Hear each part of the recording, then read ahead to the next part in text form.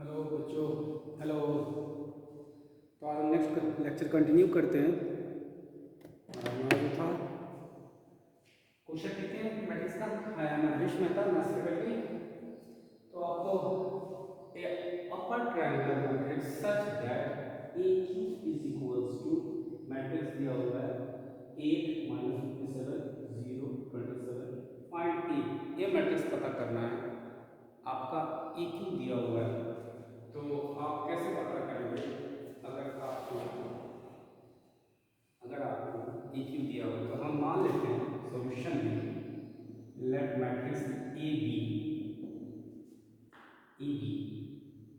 मतलब A B, ठीक है, बी ये वाला बी, ठीक है।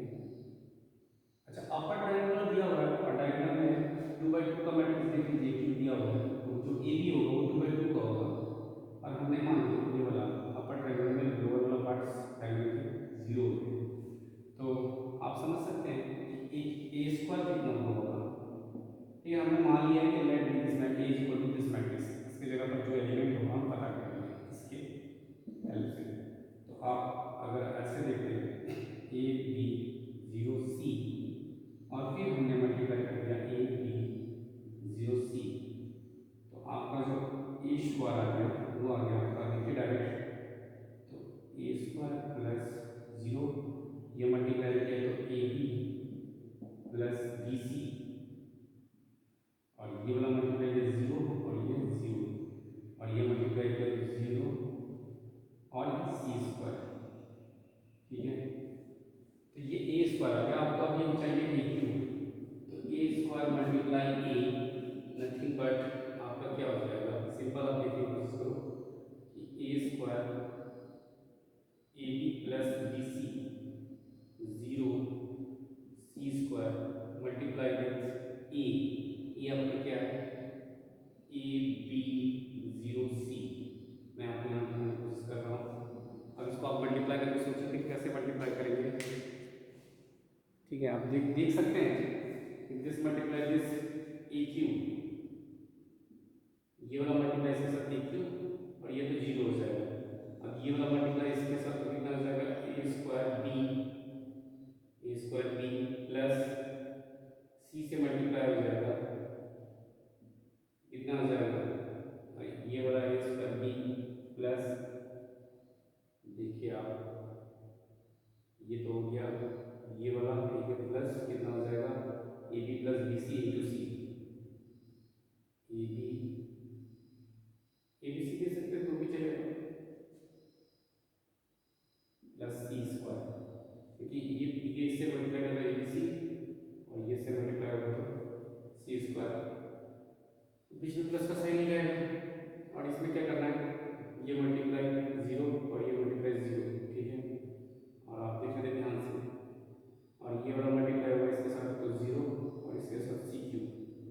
तो आप ध्यान से देखो कि अब ये जो ए क्यू आया इसके इसके साथ इक्वेट कर दो, तो सिंपल हमें ए बी सी निकालना है ताकि हम ए मैट्रिक्स पता कर सकें। तो आप देखो कि ए किसके बराबर है? ये वाला यहाँ जो देखो ए क्यू, तो a q is equal to 8, तो a is equal to 3, sorry 2, और अगर c q is equal to 27 तो सी इज इक्वल टू 3। अब आप देखो कि बी निकालना है, ए और बी की वैल्यू यहाँ रखो, ये सॉरी ए और सी की वैल्यू यहाँ रखो, तो आपको निकल जाएगा क्या? बी निकल जाएगा। तो आप सिंपल ये रख सकते हो, इसमें कोई बड़ा रॉकेट साइंस नहीं है, आप रख सकते हो। अब रख करके बी की वैल्यू निकाल लो। बी की वैल्यू मैं आपको लिख देता हूँ, बी की वैल्यू आएगी आपको -3, बी की वैल्यू आएगी आपको -3, ठीक है। बी की वैल्यू -3 हो गया। ये क्वेश्चन आई थिंक ये कवर हो गया। नेक्स्ट क्वेश्चन चलते हैं, ध्यान से सुनना, बिल्कुल समझ में आ रही होगी आपको जो मैं क्या बोल रहा हूँ, ध्यान से देखिए। नेक्स्ट क्वेश्चन है आपका, नेक्स्ट जो क्वेश्चन है लिखिए आप। इफ क्वेश्चन है मैट्रिक्स ए दिया हुआ है 1 1 1 1 और बोल रहा है आपको पता करना है, सो दैट करना है, तो सो दैट क्वेश्चन है आपका, सो दैट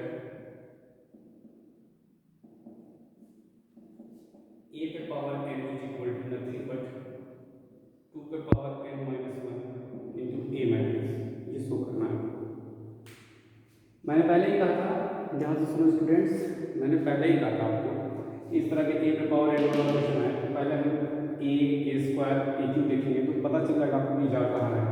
सॉल्यूशन लिखते हैं आपको, ध्यान से देखना, जो लिख रहे हैं सॉल्यूशन कि ए स्क्वायर क्या होगा, तो ए स्क्वायर के लिए क्या ए इंटू ए, तो आप सिंपल कर दो 1 1 1 1 1 1 1 1, छोटा थोड़ा सा, ठीक है।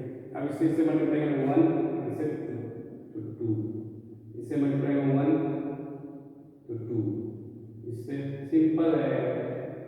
अब इसको आप ऐसे लिखो 2 को कॉमन, मैं किसी मैट्रिक्स से कांस्टेंट बाहर निकालते हैं तो पूरे एलिमेंट से बाहर निकालना पड़ेगा, पूरे से, तो 2 हमने बाहर निकाला तो ये ऐसा आ गया 1 1 1 1, ये क्या आ गया नथिंग बट ए पहले से था तो 2 ए। ध्यान देखना ए स्क्वायर इसके मल्टीपल 2 है तो यहाँ 1 आया। अब ए क्यू देख लेते हैं simple, A Q nothing but कितना ए स्क्वायर इंटू ए। अब इसको आगे जाते हैं, ए स्क्वायर की जगह पर क्या लिख लेते हैं, ये लिख लेते हैं, आप देख लेते हैं ए स्क्वायर की वैल्यू कितनी आई थी 2a, ठीक है। अब चाहें तो ऐसे कर लेते हैं ए स्क्वायर की जगह पर 2a, सिंपल दे देते हैं, आप ए क्यू देना है ना, इसकी जगह पर 2a और ये कितना 2a square, 2a into A nothing but 2a square, और ए स्क्वायर की जगह पर क्या आ जाएगा, ए स्क्वायर की जगह पर क्या आ जाएगा 2a। अभी मैंने यहाँ पुट किया था 2a, ए स्क्वायर बन गया तो ए स्क्वायर की जगह पर 2a बन जाएगा, तो 2 पे पावर 2 और ये ए। तो ध्यान से देखना इसके लिए बना रहे हैं, इसके लिए, ठीक है। ध्यान से देखना कि ए स्क्वायर पर 2 पे पावर 1, ठीक है, ए क्यू पर 2 पे पावर 2, तो A4 पर कितना हो जाएगा 2 पे पावर 3 ए, तो AN पे कितना हो जाएगा, AN पे ऐसे करके AN पे हो जाएगा 2 पे पावर 1 कम इनटू ए मैट्रिक्स, हेंस प्रूफ। ये भी आपका हो जाएगा, इजी था, बस ऐसे ही देख करके आपको प्रूव करना होगा। समझ रहे हैं आप मेरी बात को?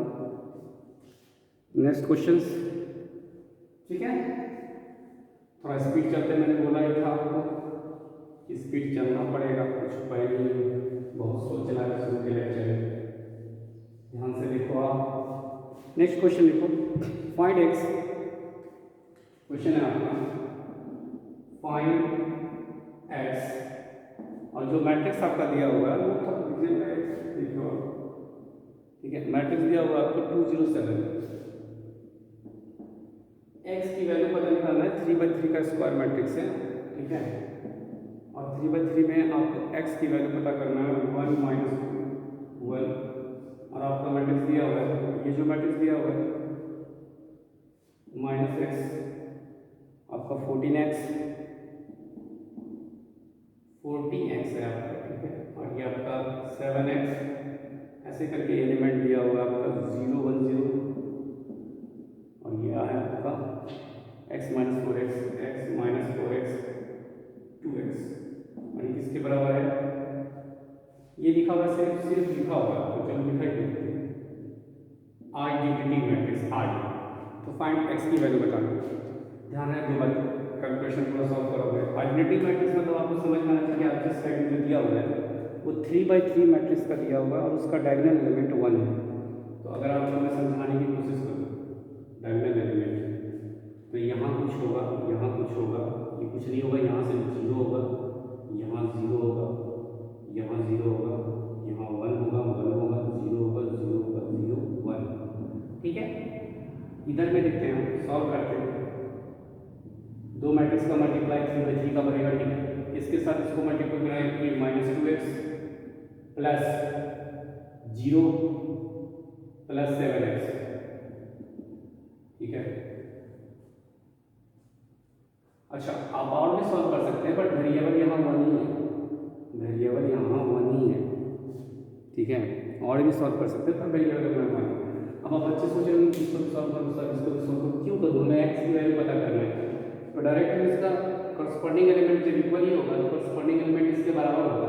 तो -2x + 7 कितना हो गया 5x = 1। तो x = कितना हो जाएगा 1/5 हो गया आंसर। अब आपके मन में चल रहा होगा सर ये सब पूरा क्यों सॉल्व किए, क्यों करें, हमें तो क्वेश्चन पूछा गया है एक्स की वैल्यू पता करने के लिए। हाँ, करके टाइम लॉस क्यों करें, हमें क्वेश्चन ट्रैक करना है, हमें पूछा है एक्स की वैल्यू। और आपको पता है डेरिवेटिव मैट्रिक्स क्या होता है, 3/3 का ही यूनिट की है, 3/3 का है। समझ में आ गया होगा ये पक्का। चलते हैं फिर आगे चलते हैं।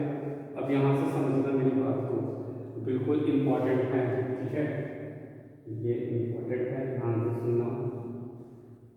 अब जो है transpose of A matrix, transpose of A matrix, transpose of a matrix, ये राइटिंग तो मैथमेटिक्स में ऐसा ही होता है, कुछ कह नहीं सकते हैं, ठीक है इसमें। अब ट्रांसपोज ऑफ ए मैट्रिक्स के लिए जो आपको बताना चाह रहे हैं कि रोज चेंज इनटू कॉलम या कॉलम चेंज इनटू रोज। और ध्यान रहे ये हम जो करेंगे ज़्यादातर इसमें जो स्टडी करेंगे वो स्क्वायर मैट्रिक्स के बारे में, ठीक है। बट हम ट्रांसपोज देख लेते हैं, एग्जाम्पल देख लेते हैं। आप डिफिनेशन लिखना चाहते हैं रोज चेंज इनटू कॉलम्स, ठीक है, एंड कॉलम चेंज इनटू रोज, आप उसको बोलते हैं ट्रांसपोज। जैसे कोई मैट्रिक्स है 3/2 का, 3 रो और 2 कॉलम है, तो उसका ट्रांसपोज जो मैट्रिक्स का उस मैट्रिक्स का जो ट्रांसपोज होगा वो 2/3 हो जाएगा, और 2/3 का जो ट्रांसपोज होगा उसका 3/2 हो जाएगा। तो आप ध्यान से देखें, जैसे सिंपल लिख लेते हैं, एग्जाम्पल लिख लेते हैं कि 1 2 3 4 5 6 सिंपल, अगर ये मैट्रिक्स ए है, अच्छा इसका डोनेशन ट्रांसपोज का डोनेशन होता है ये ऐसे लिखते हैं, ये कितना है 3/2, तो कितना हो जाएगा 2/3, 2/3 2 रो और 3 कॉलम हो जाएगा, ठीक है। तो 1 3 5 2 4 6 ऐसे किया है, ये रो इस कॉलम में, ये रो इस कॉलम में, ये रो इस कॉलम में। अगर एक पैटर्न समझाने की कोशिश करें, ये इसका जो R1 है ये C1 हो जाएगा, ये देखो ये R1 यहाँ C1 हो गया, ये R2 यहाँ C2 हो गया, ये R3 यहाँ C3 हो गया। तो रोज चेंज इनटू कॉलम्स, और इसका ऑर्डर 3/2 है, इसका ऑर्डर 2/3, ये हो गया आपका डिफिनेशन मैंने बताया रोज चेंज इनटू कॉलम्स, ठीक है। हम बच्चे मन में खुद रखा होगा कॉलम चेंज इनटू रोज, वो भी कर सकते हैं आपको जैसे समझ में आए, ठीक है। तो rows change into column nothing but transpose, and denotation is किसी भी मैट्रिक्स का ट्रांसपोज लिखेंगे उसके मुंडी पर आप छोटा टी लगा दें, या आप ऐसे भी कर सकते हैं A डैश, ठीक है। तो एक ही बात है। अब एक और देख लेते हैं, कुछ भी करो आप सिंपल है, अच्छा सिंपल सा देख रहे हैं 1 2 3 4 5 6 7 8 9 स्क्वायर मैट्रिक्स, किसी स्क्वायर मैट्रिक्स का अगर ट्रांसपोज लेते हैं तो खास बात ये है बस समझने के लिए कि डायगोनल मैट्रिक्स के सिमेट्री वाला एलिमेंट, ठीक है, पलटी मार जाएगा, ठीक है। अगर आप ऐसे चाहे इसका इधर आ जाएगा, इसका इधर आ जाएगा, आप प्रैक्टिस करेंगे तो समझ में आएगा। तो आप जैसे कि इसका ट्रांसपोज कर देते हैं कि रोज चेंज इनटू कॉलम्स, तो ये तो 1 2 3 था, अब देख लो आप 1 4 7, ये वाला कॉलम रो बन जाएगा, ये वाला रो कॉलम बन जाएगा, और डायगोनल जो है वही का वही रह जाएगा, ये 8 इधर आ जाएगा, 6 इधर आ जाएगा, तो 6 8 हमने इस ट्रांसपोज में, अगर स्क्वायर मैट्रिक्स के ट्रांसपोज में डायगोनल एलिमेंट्स वही रहता है, बाकी जो एलिमेंट्स इसका सिमेट्री हो जाता है, ठीक है। रिफ्लेक्शन बोल सकते हैं डायगोनल एलिमेंट्स के। तो ये तो आपका ट्रांसपोज हो गया होगा, आते हैं अब तो ट्रांसपोज के लिए क्या होगा rows change into columns, column change into rows, ठीक है। अब आप देखते हैं इस पर और देख लेते हैं क्वेश्चन, इस पर सिंपल है क्वेश्चन करते हैं। क्वेश्चन है आपका ए मैट्रिक्स दिया होगा, कोई भी ए मैट्रिक्स दिया होगा, ए मैट्रिक्स इज इक्वल टू दिया होगा आपका जो भी ए मैट्रिक्स है एंड बी मैट्रिक्स है। ए मैट्रिक्स है तो -2 4 5, बी मैट्रिक्स है, ध्यान रहे कि हम ट्रांसपोज करने जा रहे हैं, तो ट्रांसपोज के बारे में हम देखेंगे कि क्या होता है, बट उसकी प्रॉपर्टीज तो आपको बताया नहीं है, प्रॉपर्टीज प्रॉपर्टीज़ पढ़ लेते हैं, ठीक है। क्वेश्चंस को डिस्कस करने से पहले प्रॉपर्टीज़ कर लेते हैं, फिर क्वेश्चंस करेंगे। बट फिर भी लिख लिया तो लिख लो क्वेश्चंस लिख लो, प्रॉपर्टीज़ पहले डिस्कस कर लेते हैं। 1 3 6 1 3 6 वेरीफाई देखना ध्यान से क्या बोल रहा है कि ए बी का ट्रांसपोज मतलब दो मैट्रिक्स का प्रोडक्ट मल्टीप्लिकेशन का transpose nothing but B transpose A transpose. अच्छा ये रिजल्ट ये आगे जाकर ये क्वेश्चन भी तो वेरीफाई करेंगे, रिजल्ट ये पहले है ए बाद में बी और उस कंप्लीट का transpose B transpose into A transpose. ये इंपॉर्टेंट है, आपको कोई मास्टरी करना नहीं, इतना समझ लो, ये याद रखना है, ये इंपॉर्टेंट रिजल्ट है, आगे जाकर बताएंगे। बट ये क्वेश्चन के रूप में बट हम आपको थोड़ा सा इस क्वेश्चन को सॉल्व करने से पहले प्रॉपर्टीज ऑफ ट्रांसपोज के बारे में समझाएंगे। प्रॉपर्टीज ऑफ ट्रांसपोज थोड़ा घर पे भी करने का प्रैक्टिस, ठीक है। फर्स्ट प्रॉपर्टी जान लो, ठीक है। किसी भी कोई मैट्रिक्स ए है और उसका ट्रांसपोज लिया, फिर उसी का ट्रांसपोज लिया तो वो मैट्रिक्स खुद आ जाएगा। आप क्या करो कि एक सिंपल सा मैट्रिक्स लो, स्क्वायर मैट्रिक्स कोई भी मैट्रिक्स, पहले उस मैट्रिक्स का ट्रांसपोज मारो, जो आता है फिर उसका ट्रांसपोज लो, वही मैट्रिक्स आएगा। आराम से घर पे करना, पक्का यही आएगा। टाइम थोड़ा कम करते हैं। अच्छा कोई एक मैट्रिक्स है ए, कोई मैट्रिक्स है बी, दोनों को ऐड कर दिया, एक नया मैट्रिक्स बना, उस मैट्रिक्स का नाम है ए प्लस बी। और उस मैट्रिक्स को जो ट्रांसपोज लेंगे नथिंग बट पहले ए का ट्रांसपोज फिर दूसरे का बी का ट्रांसपोज का सम के बराबर होगा। ये भी घर पर कर सकते हैं। कैसे? ए मैट्रिक्स लो, बी मैट्रिक्स लो, ध्यान रहे दोनों का ऐड तभी होगा जब वो स्क्वायर मैट्रिक्स और ऑर्डर सेम होना चाहिए। ऐड करने के बाद ट्रांसपोज करो, वो उसी के बराबर आएगा जो ए के ट्रांसपोज प्लस बी का ट्रांसपोज। इजीली प्रूफ हो जाएगा, जाके आप घर पे करें तो, ठीक है। इसका कोई कांस्टेंट ए मैट्रिक्स से मल्टीप्लाई हो गया, इसका मतलब है कि वो कांस्टेंट ए मैट्रिक्स के सारे एलिमेंट से मल्टीप्लाई होगा और होने के बाद जो मैट्रिक्स का ट्रांसपोज लेंगे वो कुछ नहीं है, ये बाहर आ जाएगा और ए ट्रांसपोज भी बराबर होगा। ये भी नेक्स्ट प्रॉपर्टी है आपका थर्ड, ठीक है। फोर्थ जो आपका है प्रॉपर्टी है ये वाला थोड़ा सा दिखना अभी के लिए इतना ही जरूरी है आपको, ये जाके करके देखना क्योंकि आगे जाके पता चलेगा। बट अब बच्चे अभी यही बोर्ड क्लियर से इतना याद रखिएगा कि जब मल्टीप्लिकेशन हो दो मैट्रिक्स का और उसका ट्रांसपोज हो तो पहले स्थान पर बी ट्रांसपोज ए ट्रांसपोज। इस चीज़ को समझो, ज़्यादा मैं एक्सप्लेनेशन अभी नहीं करता हूँ क्योंकि टाइम नहीं है।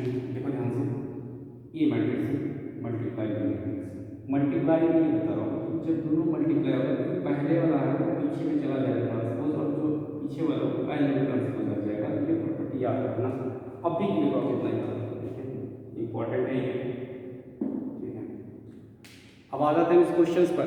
ये ध्यान रखना कि the product of two matrix जो प्रीफिक्स है और जो सफिक्स है, प्रीफिक्स जो है पहले वाला वो लास्ट में चला जाएगा, ठीक है, ध्यान रखना, और दोनों का प्रोडक्ट मेंटेन करेंगे। अब चलते हैं इसको देखते हैं। पहले तो हम ए बी निकाल लेते हैं। ए बी जो प्रूव करना है LHS, ठीक है। ए बी क्या हो जाएगा भैया, उसी का सिंपल लो। ए बी जो हो जाएगा पहले ए लिखते हैं -2 4 5, बी क्या हो जाएगा 1 3 6। एक बार ध्यान से देखना ये जो नया बनेगा वो किस चीज़ का मैट्रिक्स बनेगा, ए बी, वो जो बनेगा वो क्या बनेगा। तो इसमें देखो 3:1 है और इसमें देखो 1:3 है, तो हमें बनने के लिए ये दोनों सेम होना चाहिए है, लेकिन जो ऑर्डर बनेगा वो क्या बनेगा, इसका रो और इसका कॉलम। तो इसमें हम 3/3 का बनेगा मैट्रिक्स और वैसे लिखेंगे, इससे मल्टीप्लाई इससे कितना हो जाएगा -2, इससे मल्टीप्लाई इससे कितना बन जाएगा -6, इससे मल्टीप्लाई -12, इससे मल्टीप्लाई होगा 4 12, इससे मल्टीप्लाई होगा 24, इससे मल्टीप्लाई होगा 5, इससे मल्टीप्लाई होगा 15 और इससे 30। अब इसका ट्रांसपोज ई बी का ट्रांसपोज नथिंग बट क्या हो जाएगा ट्रांसपोज। ध्यान से देखो डायगोनल एलिमेंट तो सेम ही रहेगा, आपको बताया स्क्वायर मैट्रिक्स है, लेकिन फिर भी आप रो इंटू कॉलम कर दें। -6 -12 12 13 24 15 आप कर सकते हो आराम से। 4 5 आप सिंपल करो, रो चेंज इनटू कॉलम कर दो। ये जो कॉलम है, ये जो रो है, इसमें ला दो, इसमें आ गया, और इसका जो कॉलम है इधर आ गया। डायगोनल एलिमेंट तो सेम रहेगा, ये वाला यहाँ, ये वाला यहाँ। ठीक है, अब आ जाते हैं पहले आरएचएस में। आरएचएस में आप देखिए कि वेरीफाइड है कि पहले बी का ट्रांसपोज। ठीक है, बी का ट्रांसपोज क्या होगा, ये है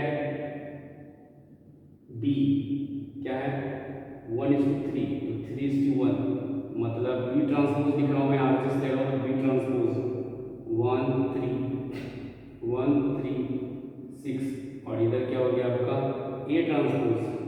ए ट्रांसपोज क्या हो जाएगा -2 4 5।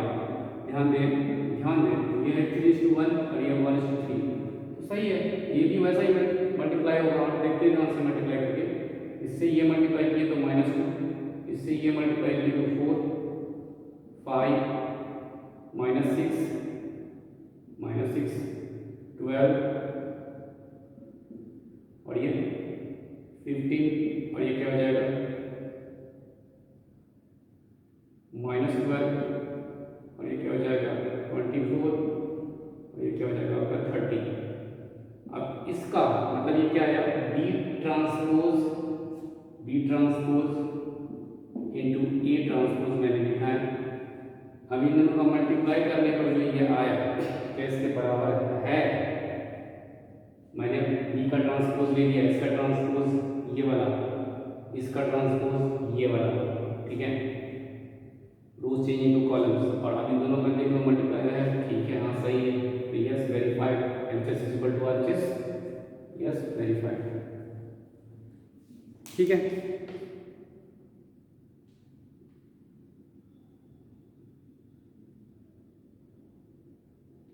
सिंपल है, आप कर सकते हैं। एक और क्वेश्चन कर लेते हैं जल्दी फास्ट।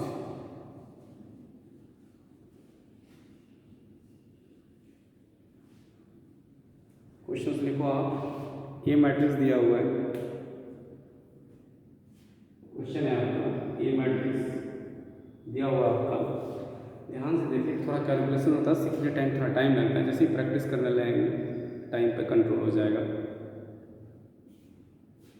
1 2 2, और जो आपका है 2 1 -2, और एक आपका दिया हुआ है a to b, a to b, और आपसे पूछ रहा है, इस क्वेश्चन में पूछ रहा है कि फाइंड, अच्छा ये चीज भी दिया हुआ आपका, एक रिलेशन और दिया हुआ है कि a इंटू ए ट्रांसपोज आपका दिया हुआ 9i, 9 is the constant, i is the identity matrix which order है और 3। ठीक है, क्योंकि 3 पे डील कर रहे हैं, तो इसका ट्रांसपोज पहले तो ए लिख लो आप, इसका ट्रांसपोज आप लिखने के लिए कोशिश करेंगे, इसका ट्रांसपोज आप देखने की कोशिश करेंगे तो क्या होगा, तो आप देखिएगा कि सॉल्यूशन लिखने के लिए ए इंटू ए ट्रांसपोज, और आपको ए तो पहले मान लीजिए 1 2 2 1 -2 a 2 2 b, सही है। और ए ट्रांसपोज क्या होगा, मैं ऐसे लिख देता हूँ, ट्रांसपोज देखने की कोशिश करो बच्चे, बिल्कुल। ए ट्रांसपोज के लिए रोज चेंज इनटू कॉलम्स, तो रोज चेंज इनटू कॉलम्स में आप ध्यान से देखिए कि डायगोनल एलिमेंट तो सेम ही रहेगा, और ये वाला पार्ट इधर आ जाएगा, ये इधर आ जाएगा, ये इधर आ जाएगा, ये सेम रहेगा, ये इधर, ये इधर। तो आपको बताया कितना 1 2 a 2 2, ये 1 वही रहेगा, ये भी b वही रहेगा। अच्छा, ये -2 यहाँ होगा इधर और इधर। ठीक है, देख लीजिए एक बार, इधर वाला पार्ट इधर इधर। ठीक है, अब इसको हम मल्टीप्लाई, अच्छा ये किसके बराबर है, ये बराबर है 9i, 9, और थोड़ा मैं चालाक हूँ, 9i है